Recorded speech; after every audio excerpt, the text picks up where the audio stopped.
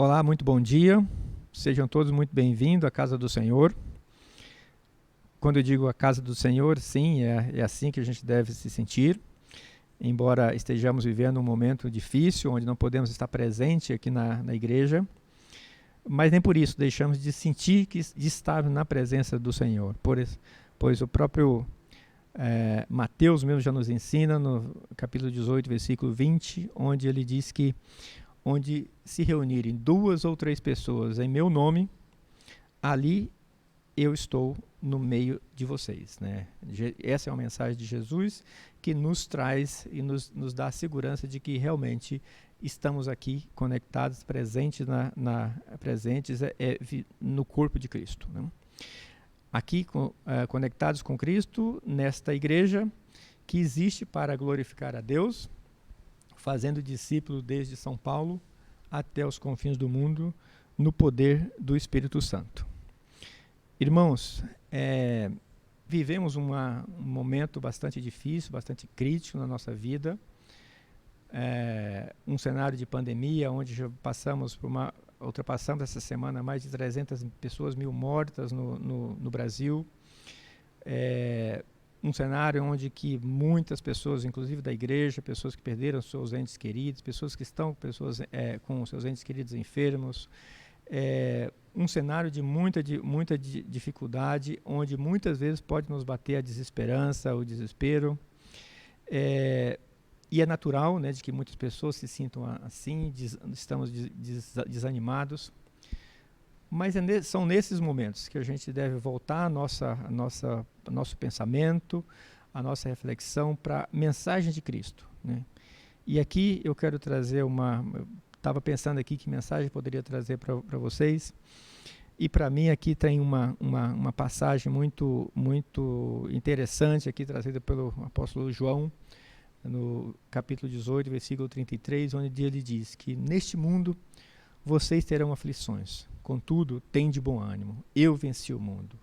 Jesus venceu o mundo, Jesus venceu a doença, venceu o sofrimento, e nós também vamos vencer em Cristo. Então, depois que depositemos as nossas esperanças em Cristo, voltemos as nossas mentes, né, ao Todo-Poderoso, ao nosso Salvador, e Ele estará conosco, estará conosco até o fim dos tempos. Assim também ele nos deixa de mensagem, né?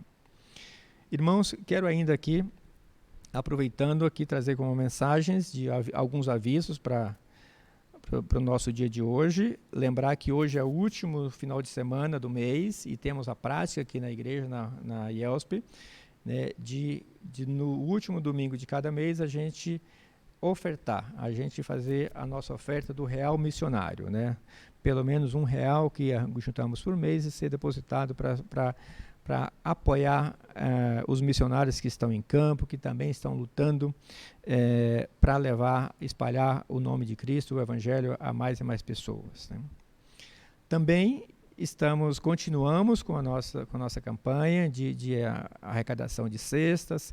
Quem puder e tiver condições, peço contribuir, e puder contribuir, aqui embaixo tem um QR Code que você pode acessar com o seu celular aqui, você vai ser direcionado a uma página do PagSeguro para poder fazer a sua oferta, vai ser direcionada exclusivamente para comprar cestas.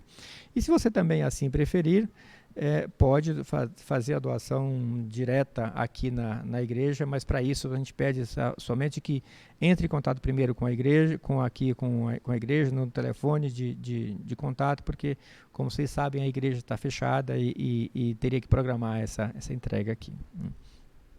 Também gostaríamos de celebrar neste momento os aniversariantes do mês. Estamos finalizando o mês de março aqui.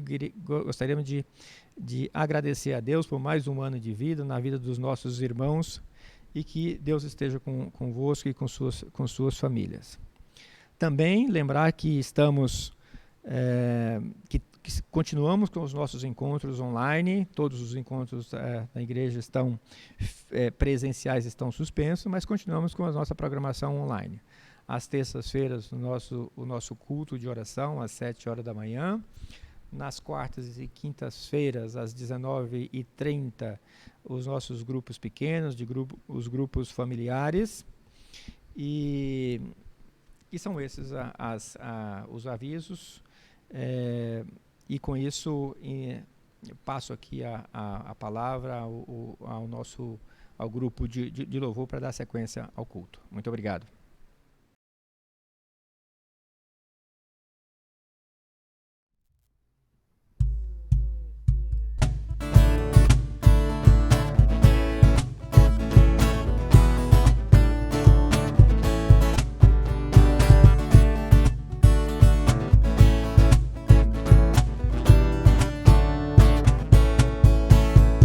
Hoje estamos reunidos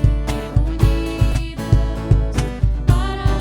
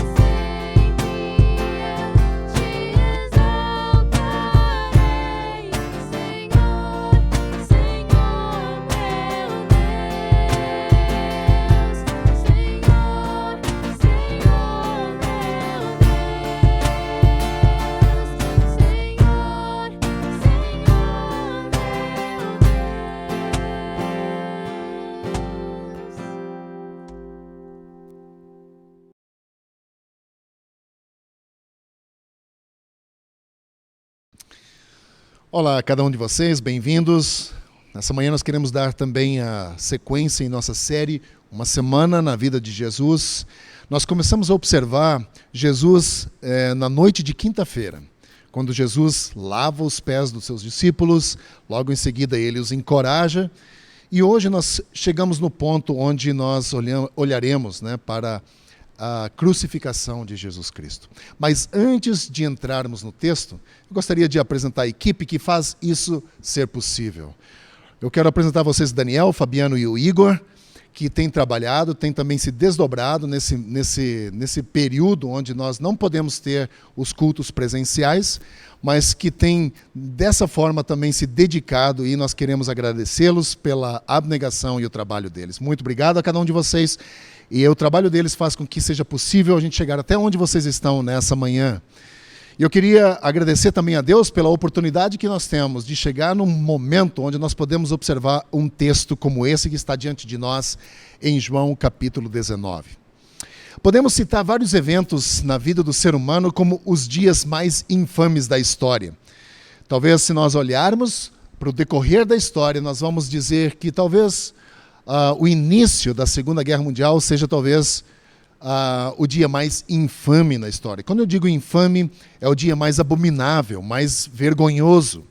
Mas eu quero levar você a 2000 anos atrás, que talvez, e sempre será o dia mais infame da história da humanidade, o dia em que a criatura deu passos para se opor ao seu Criador. O dia em que a criatura ergueu o seu punho rebelde contra o Deus Todo-Poderoso.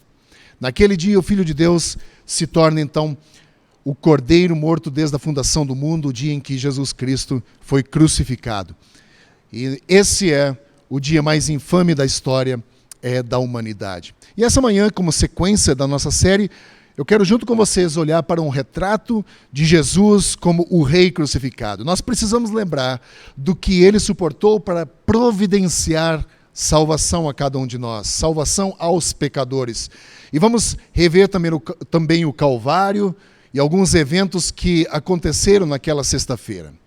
A morte de Cristo na cruz se tornou o meio da nossa salvação. E nós vamos olhar os vários aspectos desse texto que está diante de nós nessa manhã. Para isso, eu convido você a abrir a sua Bíblia no Evangelho de João, capítulo 19. Vamos ver do versículo 1 ao 17, em primeiro lugar, para observar a condenação de Jesus. Nós vamos olhar o rei condenado, a condenação de Jesus, quais são os eventos e os aspectos presentes na condenação de Jesus. Vamos ler o texto a partir do versículo 1 até o 17.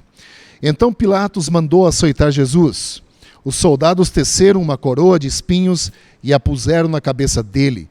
Vestiram-no com uma capa de púrpura e, chegando-se a ele, diziam: "Salve, Rei dos Judeus!" e batiam nele no rosto. Mais uma vez, Pilatos saiu e disse aos judeus: "Vejam, eu estou trazendo a vocês para que saibam que não acho nele motivo algum para acusação." Quando Jesus veio para fora, usando a coroa de espinhos e a capa púrpura, disse-lhes Pilatos: "Eis o homem." E ao vê-lo, os chefes dos sacerdotes e os guardas gritaram: "Crucifica-o, crucifica-o." Mas Pilatos respondeu: "Levem-no vocês e crucificam-no.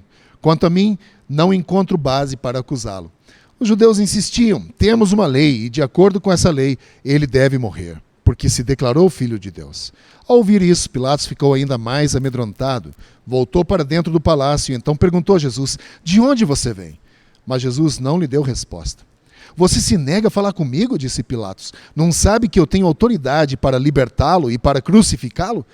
Jesus respondeu: "Não terias nenhuma autoridade sobre mim se essa não te fosse dada de cima.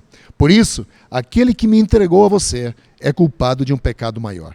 Daí em diante, Pilatos procurou libertar Jesus, mas os judeus gritavam: "Se deixares este homem livre, não és amigo de César. Quem se diz rei, opõe-se a César." Ao ouvir isso, Pilatos trouxe Jesus para fora e sentou-se na cadeira de juiz, num lugar conhecido como pavimento de pedra, que em aramaico é Gábata. Era o dia da preparação, na semana de Páscoa, por volta do meio-dia.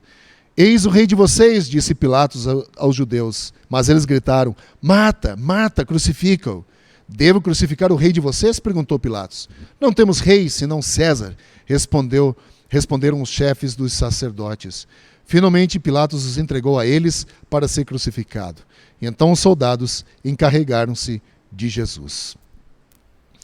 O texto que acabamos de ler nos apresenta um grupo de pessoas que estiveram diretamente envolvidos na rejeição e na condenação de Jesus nessa fatídica sexta-feira. Eu gostaria de tomar um tempo com você para considerar esse grupo de pessoas individualmente e olhar quais foram esses grupos de pessoas que estavam envolvidas na morte de Jesus Cristo. Primeira coisa, o versículo 1 a 3 nos fala de um grupo de homens cruéis, e esses eram os soldados. Esses homens soldados, na verdade, eram mercenários contratados pelo Império Romano para fazer o trabalho sujo, que é justamente a aplicação de torturas e etc. E esses homens, os versículos 1 a 3 nos dizem que eles eram cruéis. Pegaram o Senhor Jesus, o açoitaram, zombaram dele, colocaram sobre a cabeça dele uma coroa de espinhos, tratando-o com crueldade. Esses foram os mesmos homens que mais tarde seguiram junto com Jesus, ao lado de Jesus, enquanto ele carregava sua cruz em direção ao Calvário. É o mesmo grupo de homens que o pregaria na cruz e o penduraria nessa cruz e finalmente tirariam sorte sobre suas vestes enquanto ele morria pelos pecados de todos os seres humanos. Esses homens foram diretamente responsáveis pela morte de Jesus Cristo. Mas havia ainda um outro grupo de pessoas, e o texto, do versículo 4 ao 7 e o versículo 15, nos mostram o grupo dos religiosos, os chefes dos sacerdotes e os escribas, que tiveram um envolvimento direto na morte de Jesus, ao prenderem, ao o acusarem e ao o condenarem com falsas acusações. Portanto, esses religiosos eram homens também que foram diretamente responsáveis pela morte de Cristo. Os versículos 6 ao 16 nos mostram que os governantes, tanto Pilatos quanto Herodes, também foram culpados de ignorar o que sabiam ser verdade a respeito de Jesus Cristo. Parece que, pela história aqui que acabamos de ler, Pilatos tentou de tudo para libertar Jesus. Seja como for, esse homem tinha o poder e a habilidade de colocar Jesus em liberdade, mas preferiu deixá-lo morrer. Portanto, tanto Pilatos quanto Herodes também são responsáveis pela morte de Jesus Cristo. Versículo 18, ele nos fala que Jesus foi crucificado entre outros dois homens. Mas nós somos informados pelos outros evangelhos que esses dois homens eram criminosos. E aqui nós somos apresentados a um outro grupo de pessoas que são homens criminosos. Esses dois ladrões, Jesus foi crucificado entre eles. E a Bíblia também nos diz que houve escárnio, ridicularizaram Jesus. Mesmo que um dos ladrões mais tarde foi até Jesus para a salvação, mas os dois estavam também diretamente ligados e foram responsáveis pela morte de Cristo naquela ocasião. Depois nós vemos no versículo 7 que havia homens rebeldes também envolvidos nesse mesmo desejo, no anseio de matar Jesus. Entre eles, aqueles que rejeitaram Jesus, estavam as multidões que se reuniram em Jerusalém e os saudaram Jesus na entrada em Jerusalém uma semana antes. Sem dúvida, alguns desses homens que aqui gritavam junto com os outros judeus para crucificarem Jesus, também estavam enfileirados na estrada para a cidade de Jerusalém poucos dias antes e o saudaram como o rei que viria, dizendo: Hosana é o que vem em o nome do Senhor. Mas agora eles estão aqui juntos com os seus líderes, clamando pelo sangue de Jesus Cristo, desejando que esse Cristo, esse Messias que há uma semana antes havia sido anunciado, agora fosse crucificado. Portanto, essas pessoas também foram diretamente responsáveis pela morte de Jesus Cristo. Mas nós não devemos ser rápidos demais em condenar esse grupo de pessoas que eu acabo de apresentar aqui, porque todas as pessoas da terra formam o último grupo que é responsável também pela morte de Jesus Cristo. E nós precisamos dar um passo atrás e olhar as verdadeiras razões pelas quais Jesus foi para a cruz. Ele foi para a cruz porque todas as pessoas são pecadoras e precisam de um Salvador. Quando Jesus foi para a cruz, ele literalmente literalmente se tornou pecado por você e por mim. Portanto, eu e você somos também diretamente responsáveis pela morte de Cristo na cruz. E aqui nós vemos João descrevendo a imagem do Cristo condenado, do Messias, do Rei condenado. E essa manhã precisamos refletir. Como eu disse antes, nós somos rápidos demais em condenar os outros, mas nós precisamos dar um passo atrás, olhar para a verdadeira razão para a qual Jesus veio. E Jesus veio para tirar o pecado de todas as pessoas da terra, incluindo eu e você. Portanto, nós somos também responsáveis pela condenação de Jesus Cristo. Isso nos leva na sequência do texto que aponta o rei que foi crucificado. E aqui do versículo 18 até o versículo 29, nós somos apresentados ao relato de como aconteceu o processo da crucificação de Jesus. Versículo 18 diz o seguinte: ali o crucificaram, e com ele 2 outros, um de cada lado de Jesus. Pilatos mandou preparar uma placa e pregá-la na cruz com as seguintes inscrições: Jesus Nazareno, Rei dos Judeus. Muitos dos judeus leram a placa, pois o lugar em que Jesus foi crucificado ficava próximo da cidade. A placa estava escrita em aramaico, latim e grego. Os chefes dos sacerdotes dos judeus protestaram junto a Pilatos: não escrevas rei dos judeus, mas sim esse homem se dizia ser rei dos judeus. Pilatos, porém, respondeu: o que eu escrevi, escrevi. Tendo crucificado Jesus, os soldados tomaram as roupas dele e as dividiram em 4 partes, uma para cada uma deles, restando a túnica. Essa, porém, era sem costura, tecida numa única peça de alto a baixo. Não a rasguemos, disseram uns aos outros, vamos decidir por sorteio quem ficará com ela. Isso aconteceu para que se cumprisse a escritura que diz: dividiram as minhas roupas entre si e tiraram sorte pelas minhas vestes. Foi o que os soldados fizeram. Perto da cruz de Jesus estava sua mãe, a irmã dela, Maria, mulher de Cleopas, e Maria Madalena. Quando Jesus viu sua mãe ali e perto dele o discípulo a quem ele amava, disse à sua mãe: aí está o seu filho, e ao discípulo: aí está a sua mãe. Daquela hora em diante, o discípulo recebeu Maria em sua família. Mais tarde, sabendo então que tudo estava concluído para que a escritura se cumprisse, Jesus disse: tenho sede. Estava ali uma vasilha cheia de vinagre, então embebedaram uma esponja nela, colocaram a esponja na ponta de um caniço de sopo e o ergueram até os lábios de Jesus.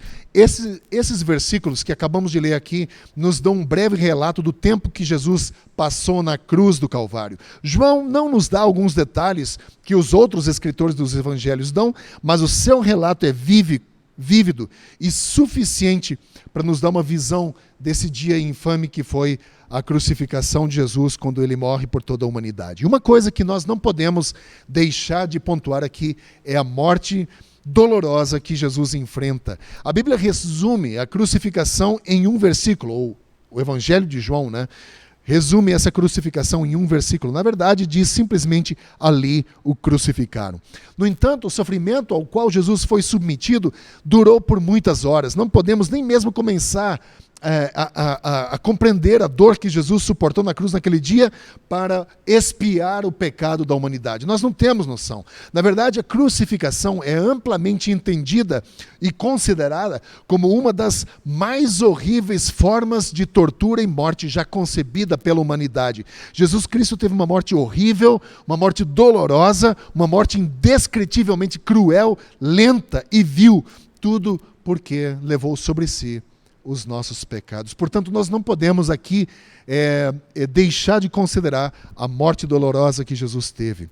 Também não podemos deixar de considerar o propósito dessa cruz. Quando nós pensamos na morte que Jesus suportou para nós, surge a pergunta: por que ele teve que ir à cruz? Por que Jesus faria algo assim? E o motivo é muito simples. Jesus morreu numa cruz, suportou o que ele teve que suportar para manifestar o amor de Deus pelos pecadores perdidos, conforme a gente vê em Romanos 5:8. Tudo que Jesus viveu, tudo que ele experimentou, tudo que ele sofreu, foi para demonstrar o amor de Deus a todos os pecadores da terra, assim como Romanos 5, versículo 8 nos diz. E não somente isso, mas também para pagar a dívida pelos nossos pecados, conforme 1 João capítulo 2, versículo 2. Ele foi para a cruz para que nós tivéssemos o nosso relacionamento com Deus restaurado, que o pecado manchou, que o pecado interrompeu. E agora havia um preço a ser pago. Também nós não podemos deixar de lembrar a primazia da cruz de Cristo. Parece que há um movimento nos dias de hoje em andamento que quer tirar essa importância da cruz de Cristo nos evangelhos e minimizar a necessidade de expiação pelos pecados através de sangue. No entanto, por mais que nós busquemos, nós nunca vamos poder tirar a necessidade da cruz.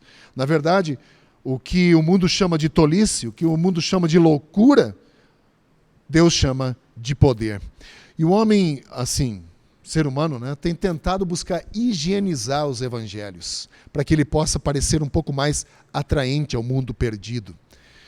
Quando nós falamos de morte numa cruz, parece ser algo tão gráfico, algo tão pesado, do qual nós não gostamos de falar. Então nós buscamos evitar esses tipos de palavras, esses tipos de descrições, porque queremos higienizar os evangelhos para que ele possa parecer um pouco mais atraente. Mas quando o sangue de Jesus e a sua agonia na cruz são retirados do evangelho, não há mais evangelho sobrando. Há apenas uma mensagem religiosa que não tem poder de salvar o ser humano dos seus pecados. Deixe que falem o que quiserem, deixe que tentem o que quiserem. Os cristãos são chamados a continuar a pregar a velha e dolorosa cruz e o sangue de Jesus derramado lá como um pagamento total pelos pecados da humanidade. Nós somos chamados a falar da mensagem da cruz, a anunciar a morte do Senhor até que Ele venha em todas as páginas da Bíblia. Nós não somos encorajados a retirar, a higienizar o Evangelho para que ele se torne mais palatável, atraente a um mundo perdido. Portanto, não devemos perder essa primazia da cruz, a importância do Cristo crucificado. Ele morreu, ele foi crucificado pelos pecados do mundo. Portanto, essa é a essência do Evangelho. E se nós tirarmos isso, não sobra Evangelho nenhum. Finalmente, nos versículos 30 e 42, nós somos apresentados ao Cristo, ao Rei vitorioso. Veja o que diz a partir do versículo 30 o texto. Tendo provado, Jesus disse, está consumado. E com isso curvou a cabeça e entregou o Espírito. Aqui nós vemos o último clamor de Jesus na cruz. Depois de 6 horas pendurado, Jesus já havia falado outras coisas, outras palavras, mas quando ele estava prestes a entregar o seu Espírito, Jesus diz, está consumado. E esse não é um clamor de derrota, um clamor derrotista, mas um clamor de quem pagou o preço e completou a obra, completou a missão que veio cumprir sobre a terra. Na verdade, essa palavra que Jesus diz, está consumado, é muito viva e expressiva. E entender como ela foi usada naquele dia pode nos ajudar também a entender melhor, ou ter uma compreensão melhor do que Jesus disse, ou quis dizer, né, o que significava esse termo quando Jesus o usou.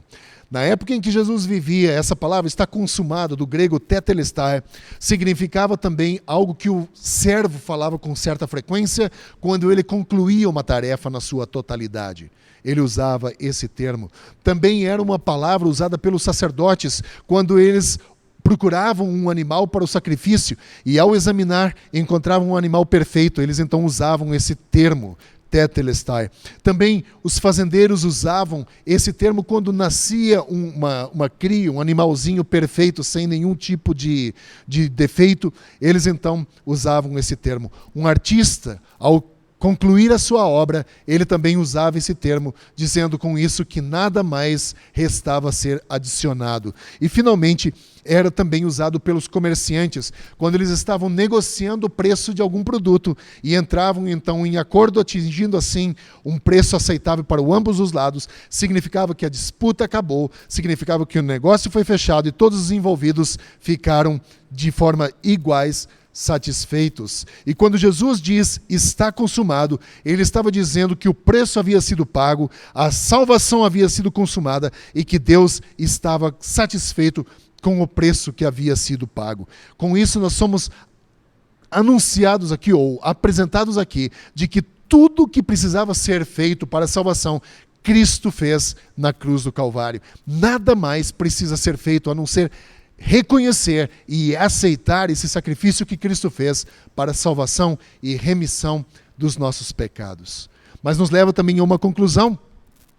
Quando Jesus profere esse clamor, ele morre e foi em seguida sepultado. O salário do pecado sempre foi, é e será a morte, diz Romanos 6:23. As pessoas pensam que a cruz é sangrenta e elas estão certas, mas você não pode ser salvo sem esse sacrifício de Cristo. E aqui nós vemos essa conclusão. Jesus morre, ele é enterrado e ele fica por 3 dias morto. Se ele não tivesse sido morto, ou pregado naquela cruz, morrido naquela cruz, o pecado nunca teria sido pago. Portanto, nós temos uma conclusão dessa obra que Cristo veio fazer sobre a terra. Mas essa conclusão, ela tem uma continuação. Estou prestes aqui a invadir um pouco a mensagem da próxima semana, mas se faz necessário dizer que a boa notícia é que 3 dias depois de Jesus ter sido enterrado, 3 dias depois, ele também ressuscitou dos mortos. Ele morreu para pagar a nossa dívida pelos pecados, ressuscitou para promover a nossa justificação. E eu posso dizer com toda certeza que as palavras bíblicas mais importantes que nós temos dentro desse contexto da crucificação se encontram em Mateus 28:6, quando os anjos disseram o seguinte: ele não está aqui, ele ressuscitou, como havia dito. E o fato de Jesus ter ressuscitado é o que diferencia o cristianismo do restante das religiões do mundo. Temos uma fé viva em um Salvador vivo. Jesus está vivo e ele também pode promover essa vida abundante para todos aqueles que colocam a sua fé nele. Portanto, nossa fé não está em algo morto, nossa fé não está num objeto, nossa fé está no Cristo ressuscitado, o Deus vivo, que um dia veio, morreu, ressuscitou, foi para o Pai, e mais voltará de acordo com as Escrituras, e é assim que nós cremos. E eu gostaria de encerrar aqui essa manhã, essa mensagem, em primeiro lugar, agradecendo a Deus por tão grande salvação promovida em nossa vida, pela oportunidade que Ele nos deu de nós termos o nosso relacionamento restaurado, aquilo que foi manchado pelo pecado foi restaurado, de nos ter aberto o caminho da salvação, de poder também de antemão, mesmo aqui desse lado do paraíso, já experimentar o que significa uma eternidade com Cristo, a satisfação, a eternidade já começando a ser experimentada aqui. Em primeiro lugar, nós temos que agradecer ao Senhor por tão grande salvação. Em segundo lugar, precisamos avaliar, eu faço parte desse povo resgatado e redimido pelo Senhor. Se eu não sou salvo, se eu nunca tive um encontro real com esse Senhor Jesus que veio, me amou, que morreu e ressuscitou por mim, eu preciso fazer essa decisão nesse exato momento. Nós não podemos perder tempo. A nossa vida é como pó, passa muito rápido e nós temos visto isso, como as tragédias acontecem de forma tão inesperada, como um pequeno vírus pode obstruir a nossa vida, ou pode encerrar planos, pode encerrar vidas.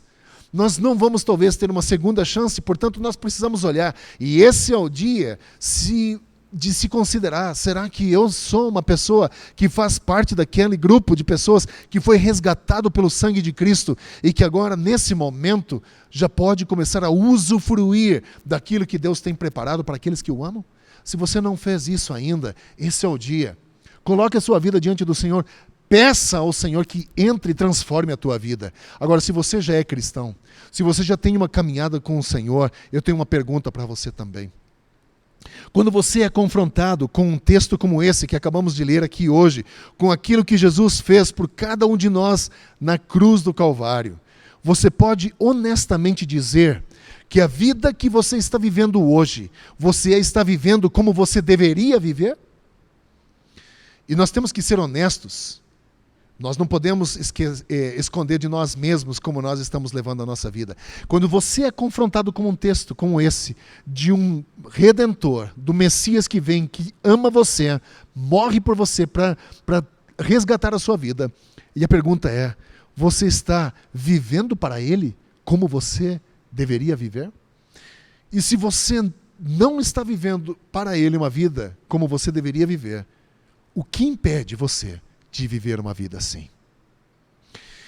Eu gostaria de deixar você com essa reflexão, mas não fique na reflexão, que a sua reflexão se torne ação. Só então nós vamos promover aquilo que Cristo fez em nossa vida.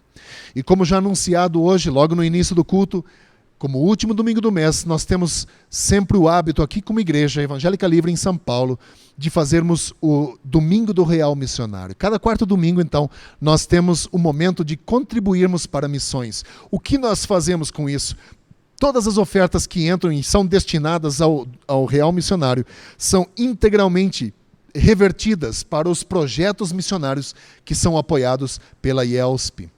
E nós fazemos isso porque nós queremos promover também aquilo que Cristo fez para lugares onde o Evangelho ainda não chegou. Através de pessoas que, de forma abnegada, têm se deixado usar pelo Senhor para anunciar a obra daquele que veio, morreu e ressuscitou em nosso favor. Portanto, nós também, como cristãos, somos convidados a sermos missionários, a sermos discípulos de Cristo, de falar daquilo que Cristo fez na nossa vida. E nós temos a chance de fazer isso nessa manhã. E eu quero agradecer a Deus por isso, por ter nos dado a chance de chegarmos, através de Cristo, à salvação, à restauração do nosso relacionamento com Deus. Sermos capacitados também de contar sobre isso, do que Cristo fez em nossa vida, a outras pessoas. E terceiro, nós temos a chance também de enviar pessoas a lugares tão longe, que talvez nossas palavras não chegariam, e os pés deles estão lá nesse momento. Louvamos a Deus por cada missionário no campo missionário nessa manhã.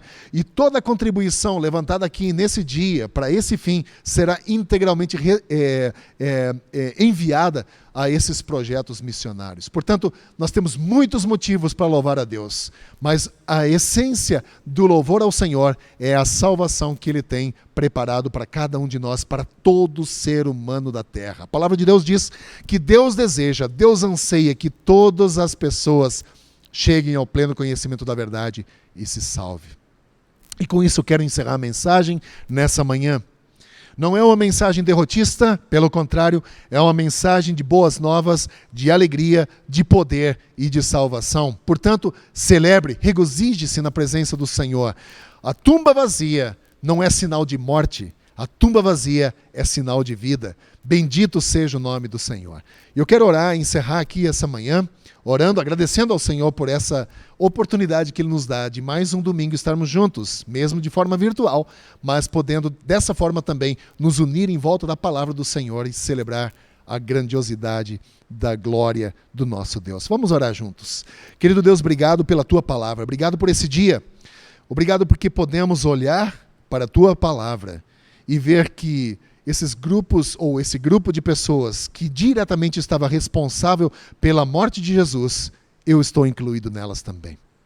Mas eu também te louvo, Deus, porque mesmo sendo responsável, porque o meu pecado que pregou Jesus na cruz, mesmo sendo responsável, também a salvação foi estendida a mim, tão grande pecador. Eu louvo ao Senhor por isso. E agradeço pela salvação, agradeço pelo resgate, agradeço pela justificação. E essa manhã também agradeço pela chance que temos de investir na expansão do Teu reino. Muito obrigado porque podemos também ofertar para que as missões continuem, para que mais pessoas possam ouvir daquilo que o Senhor veio fazer sobre a terra, de que mais pessoas também possam ouvir da Tua morte, da Tua ressurreição, e que mais pessoas possam também professar sua fé no Senhor, reconhecendo que só o Senhor é Deus, com a sua língua confessando a sua fé em Cristo e os seus joelhos dobrando em adoração diante do Senhor. Que isso seja uma realidade sobre a terra. Deus, capacita-nos também como igreja a investirmos cada vez mais, a começar por nós, que sejamos bons discípulos do Senhor, que possamos depender da Tua graça a cada dia, que a Tua graça nos sustente, que a Tua graça nos carregue e que a Tua bênção esteja sobre nós. Oro nessa manhã para que a graça do Senhor Jesus, o amor de Deus o Pai, a comunhão e a consolação do Espírito Santo seja conosco hoje e sempre. É que eu oro em nome de Jesus. Amém. Eu quero também agradecer a tua presença aqui nesse canal, nessa manhã. E quero pedir também que Deus abençoe a sua vida durante essa semana. Que você possa também ainda se alegrar nesse domingo e também depender do Senhor para a semana que se inicia. Não temas, Cristo está com o controle da nossa vida em suas mãos e Ele tem as bênçãos para nos dar também. Então Deus abençoe você, Deus te guarde e Deus te proteja também durante essa semana e nos vemos aqui no próximo domingo. Até lá.